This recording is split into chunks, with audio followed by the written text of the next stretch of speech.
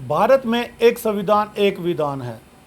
वहीं अगर government employees की बात करें तो भारतवर्ष में गवर्नमेंट एम्प्लॉयज़ को अगर स्टेट्स और यूटीज़ में एक तरह के जो अलाउंसेस या बेनिफिट्स दिए जाते हैं, उसके बाद जम्मू कश्मीर ले को अलग अलग यूटी बनाया गया, जम्मू कश्मीर को अलग।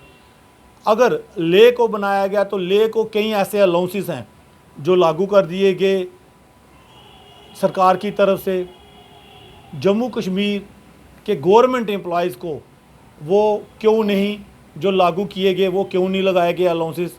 इसी पे बात करने के लिए हमारे साथ एम्प्लॉयज़ जॉइंट एक्शन कमेटी आर के प्रेसिडेंट बाबू हुसैन मलिक व कन्वीनियर यशपाल शर्मा जी हैं।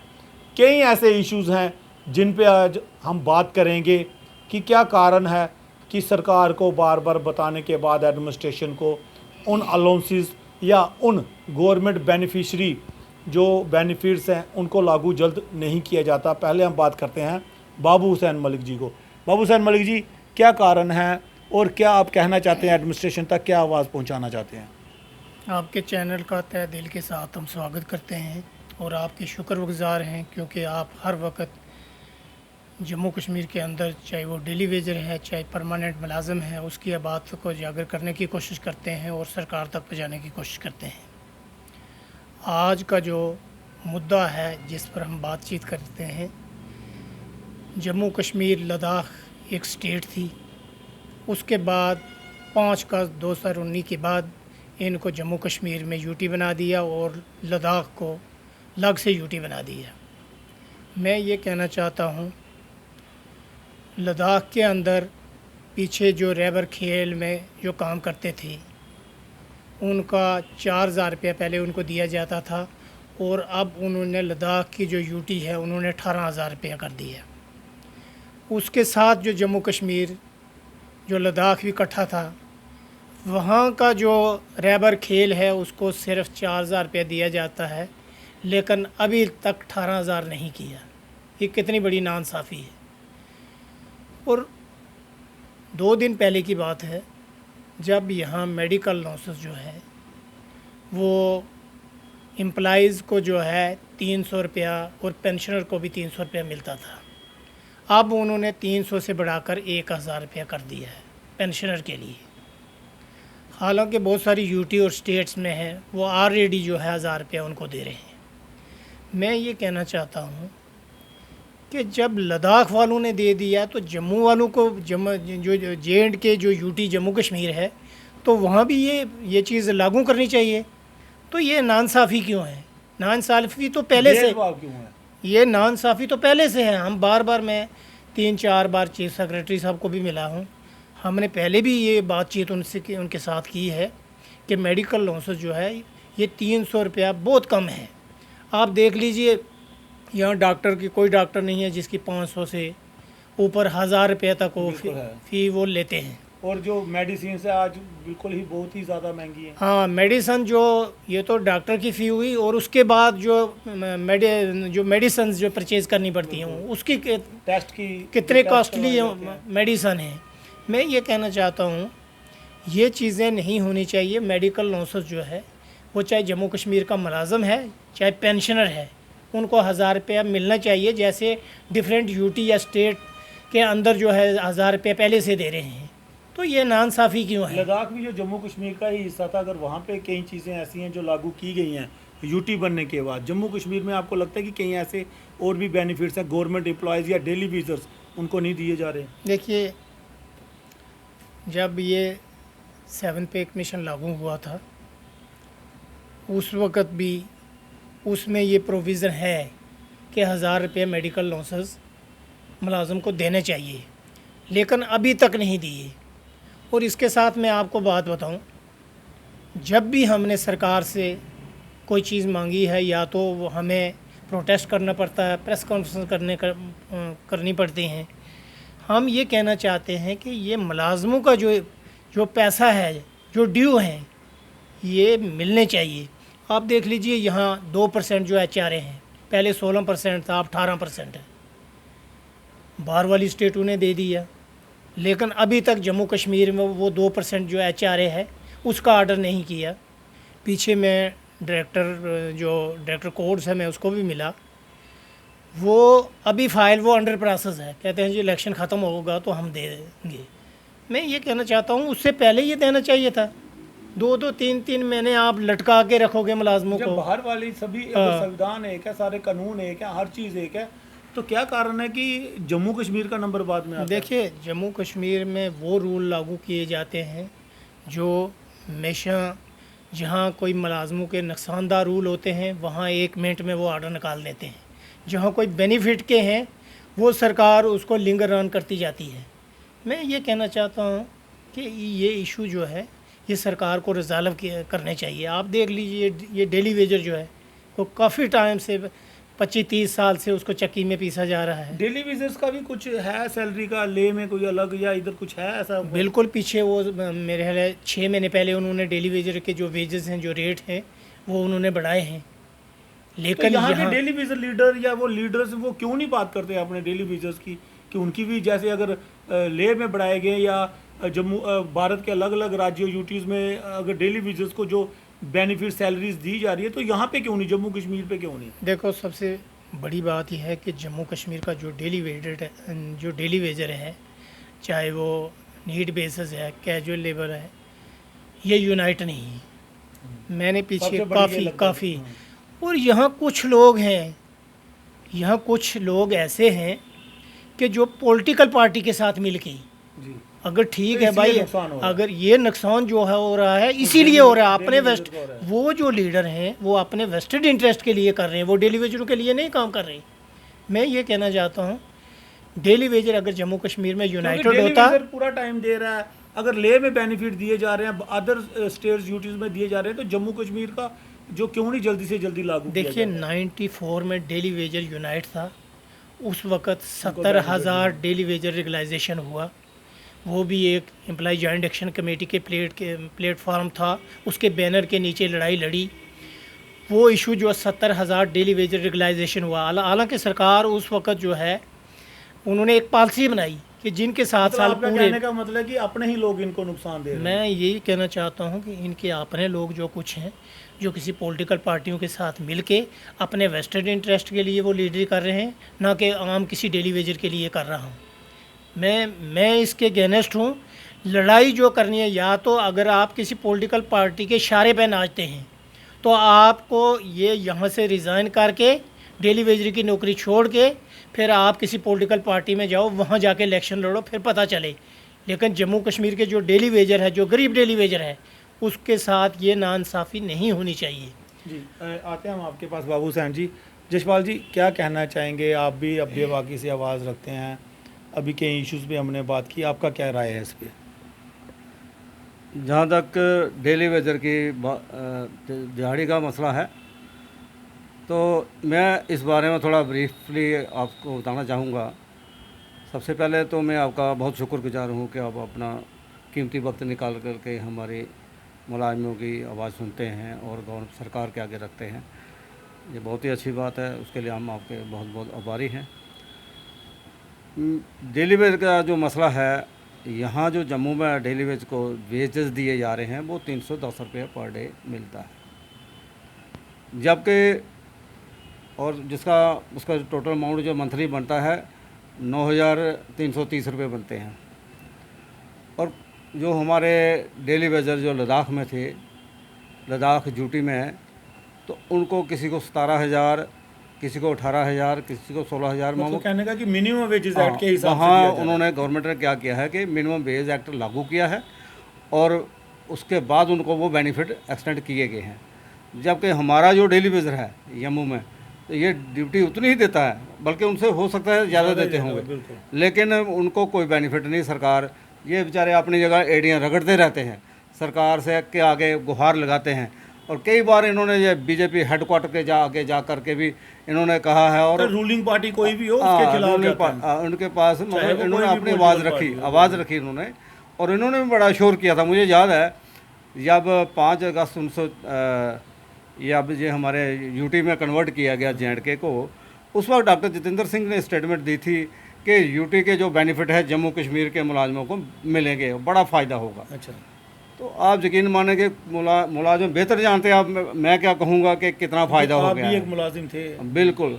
और हमारे डेली वेजर को कोई फ़ायदा नहीं हुआ, जबकि वो ड्यूटी राउंड दी क्लॉक देते हैं, मतलब 24 घंटे के बिल्कुल, एक employee ड्यूटी से तो देने के ड्यूटी बाद देनी राउंड दी क्लॉक जी। क्योंकि मैंने खुद देखा है कि डेली विजर्स को उनके अफसर कहते हैं कि अगर आप ड्यूटी नहीं दे सकते आप छोड़ सकते हैं नौकरी। बिल्कुल। आपको चाहे आप 310 ले रहे हैं या कोई परमानेंट एम्प्लॉय 70,000 ले रहा है, 50,000 ले रहा है, ड्यूटी आपको उतनी ही देनी पड़ेगी। या मैंने खुद सुना अफसरों को कहते हैं मैं कह या रहा ची हूँ हो कि या कोई भी हमारा डिपार्टमेंट जो डेली वेजर है स्टेट डिपार्टमेंट का, ये राउंड दी क्लॉक जो है ये ड्यूटी था 24 और घंटे मेडिकल अलाउंस या कोई भी अलाउंस उनको नहीं मिल रहा है। कोई लॉन्च नहीं।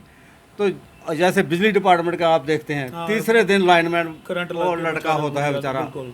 ठीक है जी, और जो मर जाता है सरकार कोई सुध नहीं लेती, कोई अलाउंस नहीं उनके कोई लिए। नहीं मैंने भी पूछता बहुत उस घर बार को, खबर उस बनाई है, बिल्कुल। फैमिली को, जिस घर का वो बंदा चला चला जाता है, बिल्कुल, तो बिल्कुल। उस घर की कोई सुध नहीं लेता है। इतनी मतलब अंधे लोग बैठे हैं जो सिस्टम चला रहे हैं। बिल्कुल।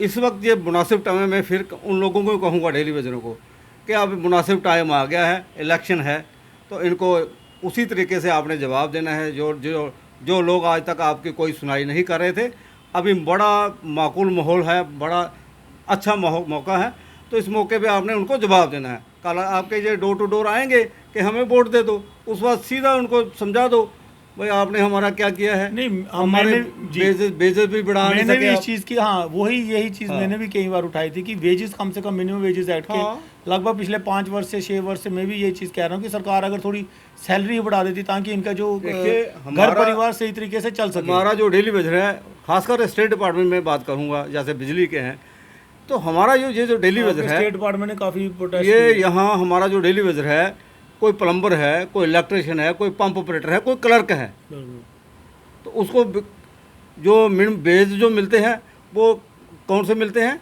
अनस्किल्ड लेबर के जी। अनस्किल्ड लेबर मीन्स के 310 रुपये पर डे, और जो स्किल्ड लेबर है, सेमी स्किल्ड है, हाईली स्किल्ड है, तो इनके डिफरेंट रेट हैं। सेमी स्किल्ड के कम से कम 725 रुपये पर डे है, सेमी स्किल्ड के 1200 रुपया पर डे है, हाईली स्किल्ड के 1800 रुपया है। तो ये आप उसको मल्टीप्लाई करके मंथली देख लीजिए कि कितने पैसे बनते हैं। लेकिन ये मिनिमम वेज एक्ट इसीलिए जम्मू कश्मीर में लागू नहीं करते हैं क्योंकि उनको पता है अगर हमारा डिपार्टमेंट अगर 9,000 से चल रहा तो हम क्यों इनको 20-20, 25-25 हज़ार देंगे।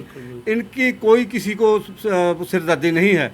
ये डेली वेजर बेचारे काफ़ी देर से चला रहे थे कि हमें परमानेंट किया जाए, तो लेकिन सरकार ने बिल्कुल नहीं अब सुनी। आते हैं आपके परमानेंट एम्प्लॉयज़ के इश्यूज़ क्या हैं? हाँ, रेगुलर एम्प्लॉयज़ के मैं कहूँगा कि ये old OPS, old pension scheme, ये हमारी बड़ी पुरानी डिमांड है कि ये जो हमारे जो नए लोग लगे हैं 2010 के बाद लगे हैं, हम सरकार से यही गुहार लगा रहे थे, तो हम आज भी यही कहते हैं कि इसको ओपीएस को लागू करो और जो मिनिमम जो इनका जो बेनिफिट है उसके वो दिए जाएं।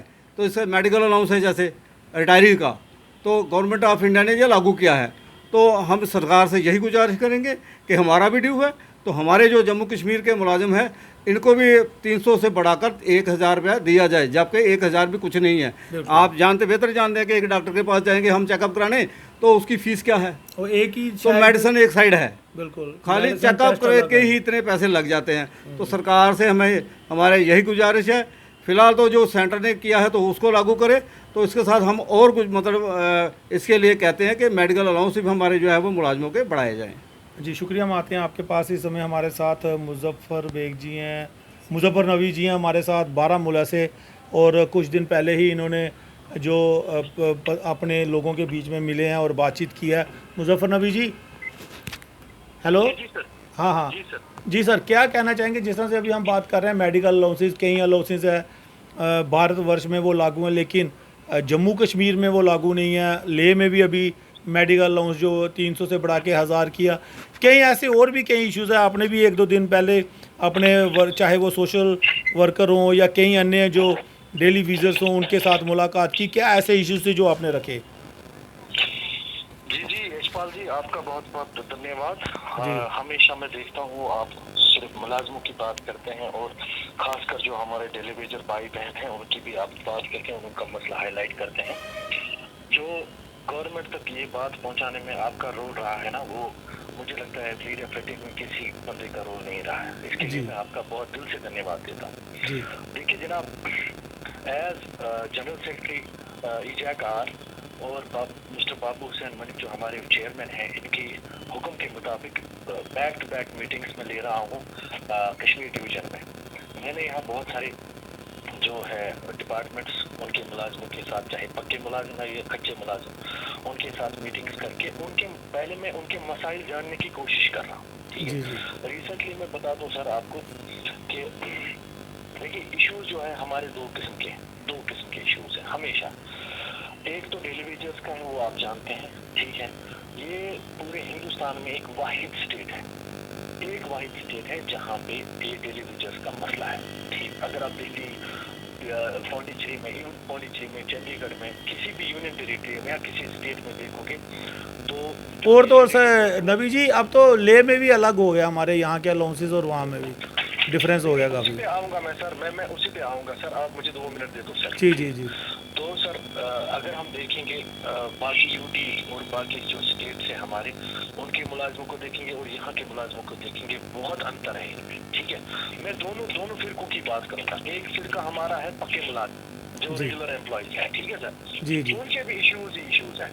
और हम डेलीवेजर्स की बात करेंगे तो उनके इश्यूज से आप बिल्कुल वाकिफ हैं, आप उनकी परेशानी और उनकी मुसीबतों से वाकिफ है सर। आप मैं एक करके बात करूंगा सर। मैं देखिए, ये जो यूनियन टेरिटरी ऑफ लद्दाख है और union territory of Jammu and Kashmir है, पहले ये एक ही स्टेट हुआ करता था, आपको पता है सर, ठीक है सर। मुलाजिम एक ही थे, एक ही एस्टेब्लिशमेंट के अंदर काम करते थे। ठीक, अब हमारी भी, मैं आपके जरिए ही 10 बार ये डिमांड लगाई कि हमारा जो मेडिकल अलाउंस है इसको अनाउंस किया जाए, क्योंकि बीमारी जो है ना सर, बीमारी अगर फीवर लद्दाख में हो जाए तो फीवर बंदे को यहाँ पे भी हो जाता है, यही फीवर चंडीगढ़ और यही फीवर दिल्ली में हो जाता है। और इस फीवर को या किसी बीमारी को इलाज करने के लिए आपको चंडीगढ़ में 7,000 रुपया मिलते हैं, आपको दिल्ली में 5,000 रुपया मिलता है और आपको लद्दाख में अब 1,000 रुपया मिलता है, लेकिन बदकिस्मती से आपके जम्मू एंड कश्मीर में 300 रुपया मिलता है सर। तो या तो यहाँ पे गवर्नमेंट ने जो अभी तक गवर्नमेंट रही है, उनका हेल्थ केयर सिस्टम इतना जबरदस्त है कि यहाँ पे पैसे लगते ही नहीं है ट्रीटमेंट के लिए, ठीक है जी। या तो ये तो सगी माँ का हमारे साथ, ये सौतेली माँ का सलूक कर रहे हैं हमारे साथ। हमारी सर 2 ही डिमांड है। एक तो हमारे जो पक्के मुलाजिम हैं उनके जितने भी मसाइल हैं, जिसमें हमें मेडिकल अलाउंस की बात कर रहे हैं, पिछले जब से हम डिपार्टमेंट में हैं तब से मेडिकल अलाउंस की बात कर रहे हैं। और दूसरा जो मेरे भाई अभी बात कर रहे थे हमारे ओल्ड पेंशन स्कीम की, और उसमें जो अभी इन्होंने यूनिफाइड पेंशन स्कीम लागू किया है, उस पर मैंने रिसेंटली आपके साथ बात की, वो बिल्कुल एक मजाक है, एक जोक है हमारे पक्के एम्प्लॉयज के साथ। और दूसरी बात सर, दूसरे जो हमारे कच्चे मुलाजिम हैं, जितने भी डेली रेटेड वर्कर्स है, सबसे ज्यादा पूरे हिंदुस्तान में सबसे ज्यादा इनकी तादाद इसी में है।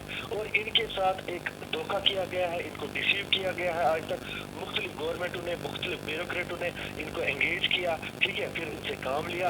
और सर मैं आपकी वसादत से गवर्नमेंट तक ये बात पहुंचाना चाहता हूँ। रिसेंटली हमारे पास ईजागार के पास 1-2 केसेस आए।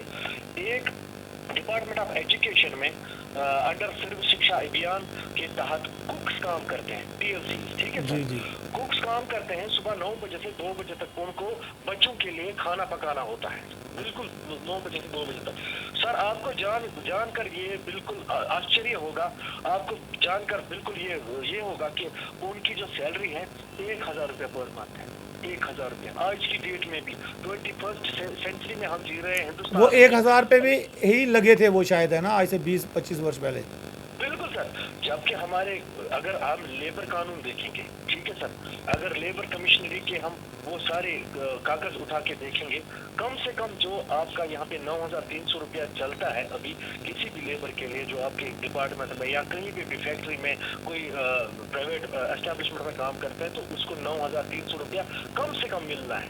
आजकल तो सर लेबर जो घर बनाने वाले या कोई भी लेबर है 600-700 रुपया तो उनका है। एग्जैक्टली सर, मैं भी वही बात करता हूँ सर। अब इनकी जिंदगी खत्म है, उसमें कुछ बेवा औरतें हैं, उसमें उन्होंने 20-30 साल दिए हैं। अब सर ये है मामला, ये है कि मैं उनके साथ कल बात करा था, ये जो उनको 1,000 रुपया मिलता है ना, ये भी उनको 8 महीने से नहीं मिला है डिस्ट्रिक्ट कुलगाम जी, 8 महीने डिस्ट्रिक्ट कुलगाम में जी। दूसरा सर ये हो गए कच्चे मुलाजिम हमारे। मैं आपको मिसाल दे रहा हूँ, समझाने की कोशिश कर रहा हूँ। आप पक्के मुलाजिमों की तरफ आते हैं, PHW हमारे फीमेल मल्टीपर्पज हेल्थ वर्कर्स काम करते हैं डिपार्टमेंट ऑफ हेल्थ में, ठीक है सर। आपको सर इतने बड़े डेमोक्रेटिक मुल्क में आपको ये जानकर आश्चर्य होगा कि जो उनकी सीनियरिटी है, ठीक है, जब वो डिपार्टमेंट में आए, जो मेल वर्कर्स लगे और फीमेल वर्कर्स एक ही कैडर पे एक ही दिन लगे, तो डिपार्टमेंट ने धांधलिया करके मेल वर्कर्स की सीनियरिटी अलग से मेंटेन कर दी और फीमेल वर्कर्स की सीनियरिटी अलग से मेंटेन कर दी। और जानकर आपको आश्चर्य होगा सर, आज तक 30 साल हो गए उनको एक भी डिपार्टमेंट की तरफ से प्रमोशन नहीं मिला है। जो फीमेल वर्कर्स लगे हैं, फीमेल मल्टीपर्पज हेल्थ वर्कर्स लगे हैं डिपार्टमेंट में, 30 साल से उसी पोस्ट पे हैं। स्टैग्नेशन है उनका प्रोग्रेशन, कैरियर प्रोग्रेशन बिल्कुल भी नहीं है सर, खत्म हो गई उनकी जिंदगी। इतना रो रहे थे वो। ये मैं बोलता हूँ कि जम्मू एंड कश्मीर में ही क्यों, चाहे पक्के मुलाजिम हो चाहे कच्चे मुलाजिम हो, इनके साथ नाइंसाफी क्यों हो रही है सर? क्यों इस पे गवर्नमेंट ध्यान नहीं दे रही है? अभी बताऊंगा सर मैं आपको एक बात, दुनिया का सबसे अहम तरीन प्रोसेस, इलेक्शन प्रोसेस स्टार्ट होने जा रहा है, या इससे पहले भी हुआ है, या 90s में जब हालात बहुत खराब हुआ करते थे, तो ये इलेक्शन को आप कौन करके देता है? यही मुलाजिम करके देता है ना सर। अगर आपके पास ये मुलाजिम नहीं होगा जो अपनी जान पे खेलेगा, जो अपनी फैमिलीज को खेलेगा सर, जो अपने देखेगा ही नहीं कि मैं बचूंगा, वापस आऊंगा, खास कर कश्मीर की बात कर रहा हूँ। लेकिन उन्होंने सर ये प्रोसेस जो है बखूबी ये काम निभाया है।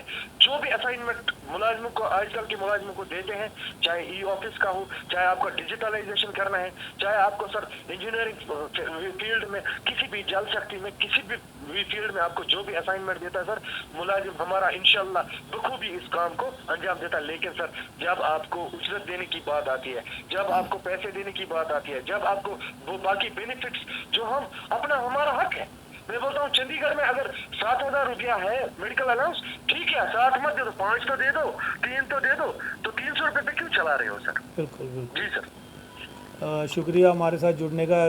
जो खबर है बहुत ही लंबी हो जाती है क्योंकि इश्यूज़ आप लोगों के इतने हैं कि करते करते शायद 2 घंटे भी कम पड़ जाएंगे। शुक्रिया मुजफ्फर नबी जी, आपने अपनी बात रखी और लोगों के साथ हम वो कोशिश करेंगे कि आपकी वो जो आपने मीटिंग की थी वो भी हम बीच में डालें और उसको भी, क्योंकि हमें पता है कि जिस तरह से आपने पिछले वीडियोस में भी कहा था कि हायर अथॉरिटी तक जो आपके इश्यूज़ वो अगर वो पहुंचते हैं तो ज़रूर हायर अथॉरिटी उस पर काम भी करती है, आपको बेनिफिट भी देती है। और हमारी खबर बनाने का यही मकसद होता है कि हायर अथॉरिटी तक, सरकार तक, जो ऊंची कुर्सियों पे बैठे हैं, शायद वहाँ तक आवाज़ नहीं पहुँची तो प्रॉपर तरीके से हम वो आवाज़ को पहुँचाएँ। शुक्रिया हमारे साथ जो मुलाजिम सर, एक बात, मुलाजिमों की कामयाबों की हिस्ट्री में मुलाजिम अगर अपने मकासद में कामयाब हो गए, उस हिस्ट्री में आपका नाम सुनहरे अल्फाज में लिखा जाएगा इंशाल्लाह। शुक्रिया शुक्रिया शुक्रिया नबी साहब, हमारे साथ जुड़ने के लिए शुक्रिया। जी हाँ, जिस तरह से आपने देखा कि बारामूला से मुजफ्फर नबी जी थे, बाबू हुसैन मलिक, जशपाल शर्मा जी, और कोई बात करना चाहेंगे आप? क्योंकि बहुत लंबी हो जाती है खबर। देखिए, मुलाजमों के साथ नाइंसाफ़ी तो है। डीपीसी जो है, बहुत सारे डिपार्टमेंट हैं जिनमें 3-3, 4-4, 5-5 साल से डीपीसी नहीं हो रही। और इसके साथ जो कुक्स की बात करें, 24,000 कुक्स जम्मू कश्मीर के अंदर काम करता है एजुकेशन डिपार्टमेंट के अंदर। जिस तरह प्राइमरी स्कूल में, हाई स्कूल, मिडिल स्कूल में, हाई स्कूल में, जब वो अपनी ड्यूटी सर अंजाम देते हैं तो 1,000 रुपये से क्या बनेगा? क्या 1,000 से वो भी 6-6 महीने, 7-7 महीने तक उनको वो नहीं मिलेगा। कुलगाम में 8 महीने, हाँ, 8 महीने से उनको कुलगाम में नहीं मिल रहा। तो इनके साथ बहुत बड़ी नाइंसाफ़ी है। मैं ये कहना चाहता हूँ कि यहाँ चाहे हम पार्लियामेंट की बात करें, चाहे यहाँ जम्मू कश्मीर की असम्बली की बात करें, जब भी पार्लियामेंट में होता है जो रूल एंड रेगुलेशन बनते हैं वो रूल ऐसे बनते हैं जो इनके अपने फेवर में हो। असम्बली के अंदर हमने देखा है ऐसे रूल बनाए जाते हैं जो आम लोगों के, मुलाजमों के फेवर में नहीं होते। मैं ये कहना चाहता हूँ, 2010 जनवरी के बाद जम्मू कश्मीर के अंदर, पहले सेंटर ने 2004 में पेंशन ख़त्म कर दी, 2010 जनवरी के बाद जम्मू कश्मीर की सरकार ने ख़त्म कर दी। तो मैं ये पूछना चाहता हूँ सेंट्रल गवर्नमेंट से और यहाँ जम्मू कश्मीर की गवर्नमेंट से कि एमएलए और एमपी जो है, चाहे वो मंत्री बनता है, कोई भी सरकार, वो उनको पेंशन कैसे मिलती है? अगर वो एक दिन भी रहेगा तो फैमिली में, अगर वो 4 बार जीता है उसको 4 बार पेंशन मिलेगी। लेकिन वो रूल एंड रेगुलेशन कौन बनाता है? उन लोगों ने अपने फेवर में रूल बनाए हैं। ये क्यों नहीं? अगर मुलाजम एक मुलाजम 30-35 साल सर्विस करने के बाद रिटायरमेंट उसकी हो जाती है तो वो क्या लेके जाएगा, उसको क्या मिलेगा? ये यूनिफाइड पेंशन स्कीम जो है ये सरकार ने एक बहुत बड़ा फ्रॉड किया है।